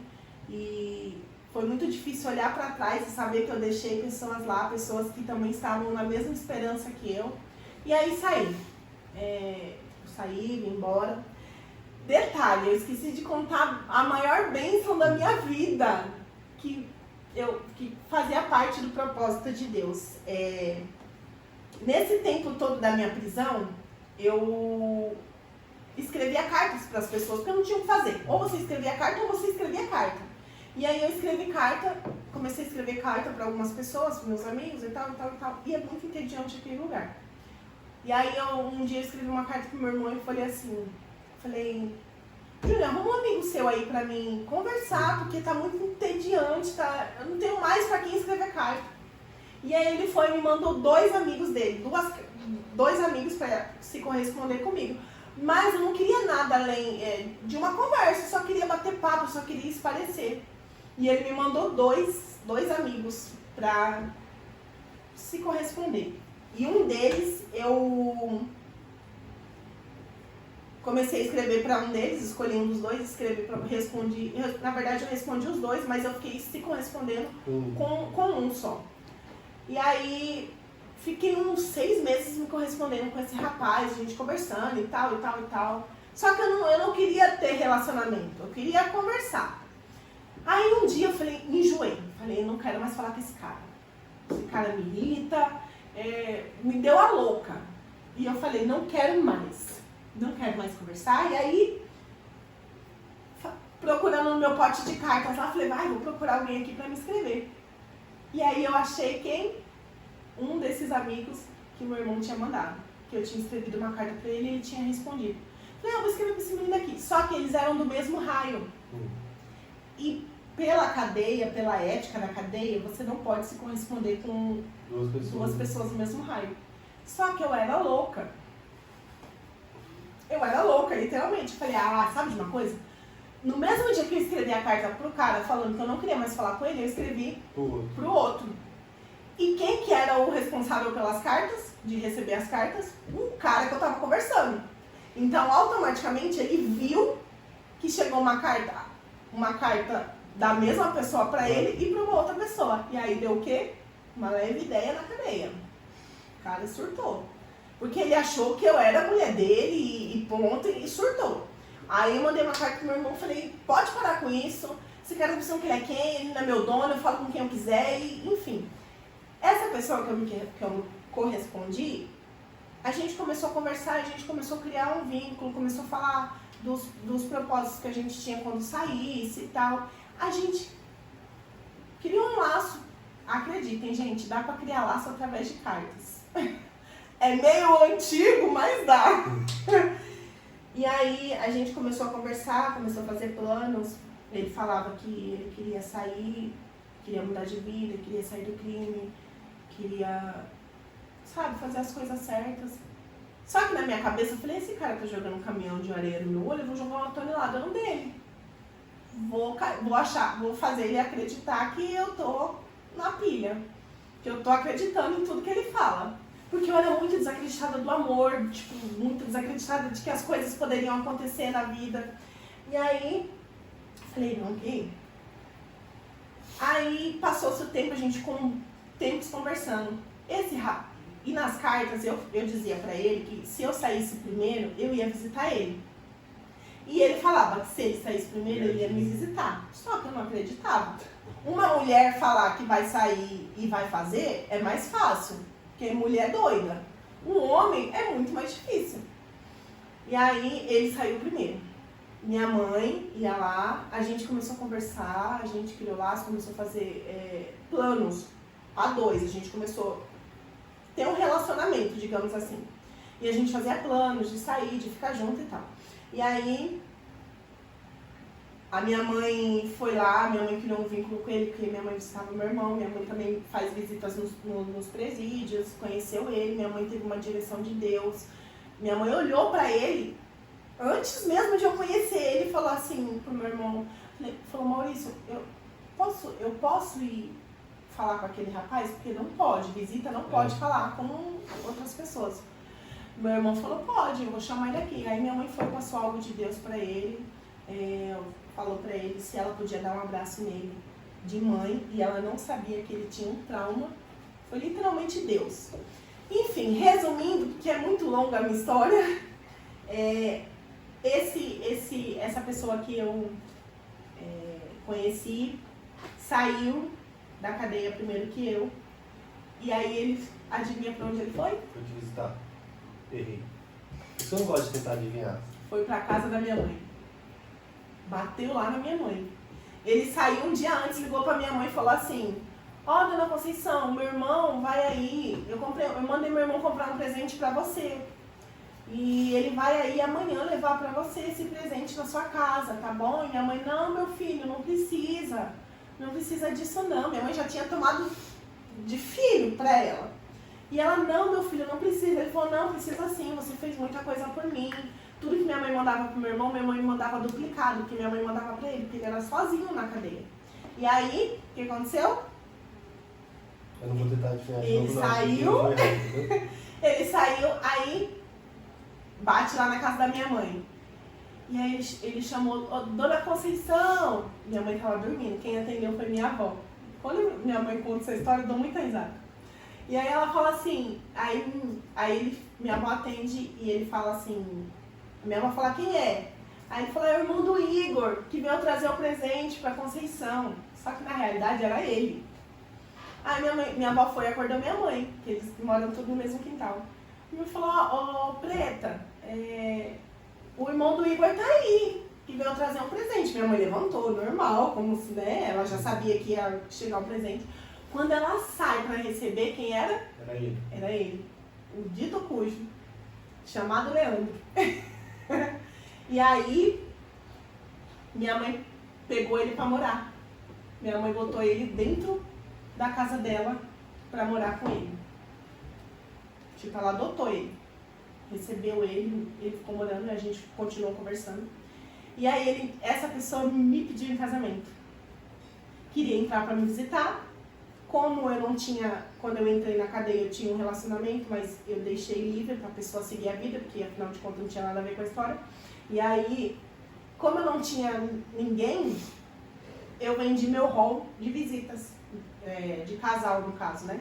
Vendi para uma amiga para entrar uma outra pessoa que não seria para minha visita, mas seria para ela, mas iria entrar no meu nome. E aí quando ele quis entrar para me visitar, não podia, porque já tinha um homem no meu hall de visitas. A diretora da penitenciária falou não. Fui tentar conversar com ela e menti, né? Falei pra ela assim, pra você ver, tudo que tem mentira não dá certo. Falei, não, essa pessoa que entrava era um amigo nosso, ele entrava pra me ajudar, né? E agora meu marido quer entrar e tal, e tal, e tal. Enfim, nem era meu marido. Aí, ele me pediu em casamento e falou, então tá, então eu precisava comprovar que ele era meu marido. E aí ele falou, você topa casar comigo? Olha que loucura. Eu presa e ele do lado de fora. E aí eu falei assim, vamos casar. A louca, vamos casar. Ele falou, então tá bom. E você já estava morando com a minha mãe. E aí ele e minha mãe saiu atrás para resolver as questões das papeladas e tal. A igreja inteira ficou, tipo, a Conceição é louca.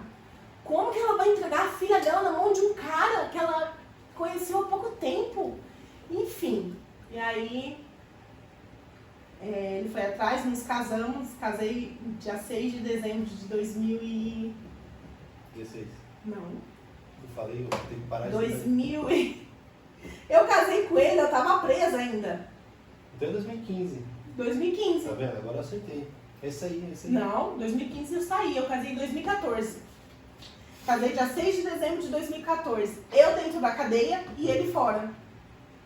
O cara que começou uma conversa comigo por cartas, ele nunca tinha me visto na vida. E eu nunca tinha visto ele. Eu fui ver ele quando ele saiu. Que aí ele mandou uma foto pra mim. Ele tinha me visto apenas por fotos. Então, como que casa com alguém que você nunca viu, que você nunca conheceu os defeitos? E as minhas amigas da cadeia falavam, meu, você é louca. Você não sabe se o cara foi preso porque já matou alguém, já matou a mulher, e você vai casar com ele. Minha cabeça de jovem é muito aventureiro. Eu falei assim, gente, se não der certo, quando eu sair eu me separo. Olha, tão natural, né? Assim.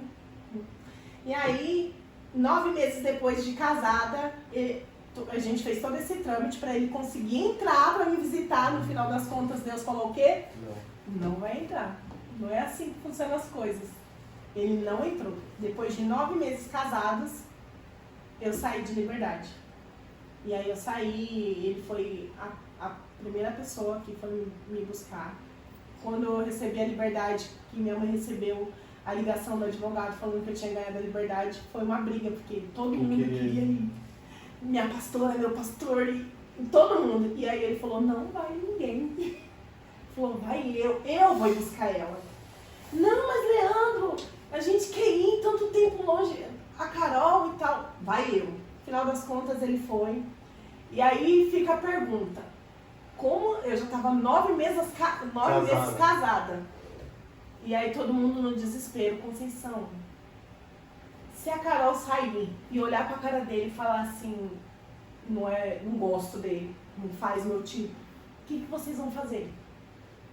Tipo assim, não teve ninguém a favor. E eu até entendo, né? Porque como que alguém vai ficar a favor de um algo louco? Tem que ser mais doido que a minha mãe. E que eu, né?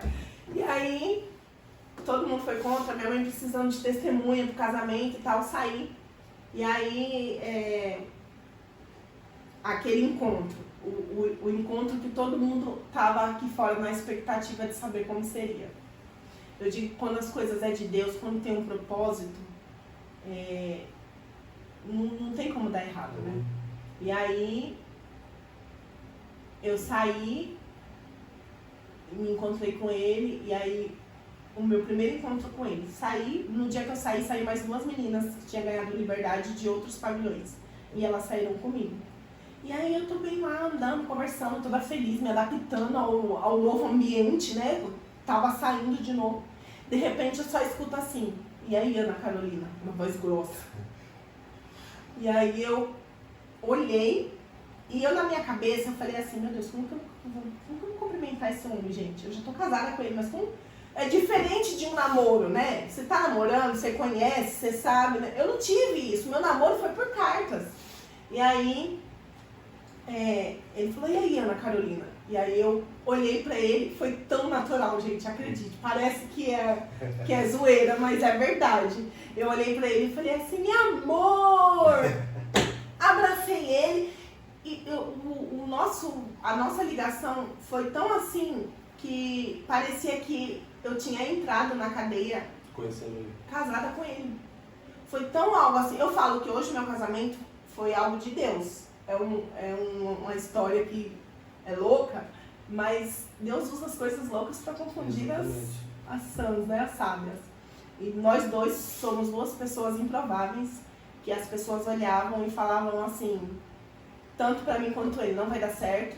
Ele, desde novinho, escolheu o crime, escolheu fazer coisas erradas, eu também desde nova. Ele nunca tinha ouvido falar de Cristo. E ele conheceu ele ouviu falar de Cristo. Com sua mãe nessa dia. Quando eu precisei de ir presa, minha mãe e os pastores decidiram fazer a carteirinha para entrar no presídio, a priori para ter mais um contato comigo, mas eu acredito que tudo foi na direção de Deus. E aí, saí, quando eu saí, ele já estava com as coisas encaminhadas, já estava alugando uma casa, já tinha comprado alguns móveis, né? Então, e hoje nós estamos juntos ainda, graças a Deus, o propósito de Deus. Fizemos 10 anos agora, dia 6 de dezembro do ano passado. Temos um filho lindo, que é a nossa maior bênção, a nossa maior conquista de tudo, né? E hoje eu posso dizer que eu e minha casa serviremos ao Senhor, e tudo isso foi Deus quem fez. Não dá para dizer que é mérito meu. Foi escolha minha? Foi escolha minha. Mas para me escolher, eu precisei dar ouvido à voz do Espírito Santo.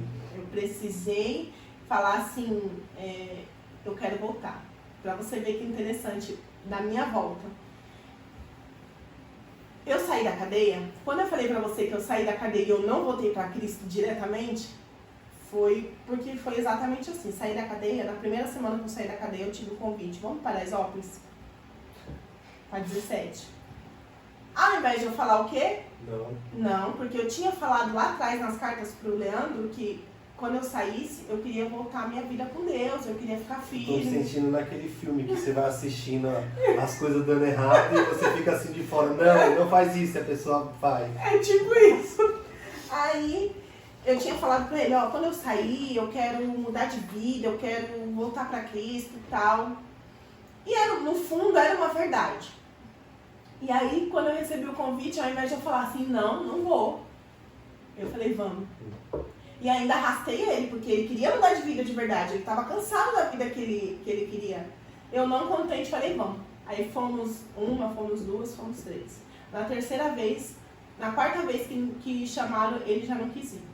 Aí a gente não foi. E aí, eu voltando da nossa casa, que a gente tinha alugado, para ir visitar minha mãe, eu tenho plena certeza que aquele dia foi o próprio Espírito Santo que falou comigo. Eu não tenho dúvidas disso. Através da vida dele, que era leigo. Ele era leigo, ele não conhecia a palavra, ele não tinha relacionamento com o Espírito Santo, ele estava caminhando. Ele olhou para mim e falou desse jeito. Carol, você não falou que quando você saísse, você ia voltar para a igreja, você ia fazer as coisas certas, você não ia querer ficar mais nessas caminhadinhas erradas? E aí eu parei, aquela voz entrou dentro da minha alma, não foi como se o Leandro estivesse falando. Sim. Foi como o Espírito Santo estivesse me lembrando das promessas que eu fiz lá atrás. Eu falei, Deus, se o Senhor me tirar daqui, eu vou voltar para os seus caminhos, eu vou fazer tudo certo e tal.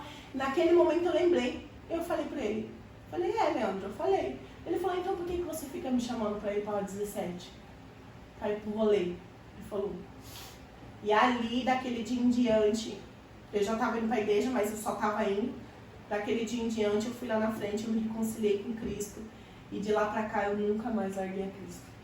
De lá pra cá já se fazem 9 anos que eu voltei pra Cristo.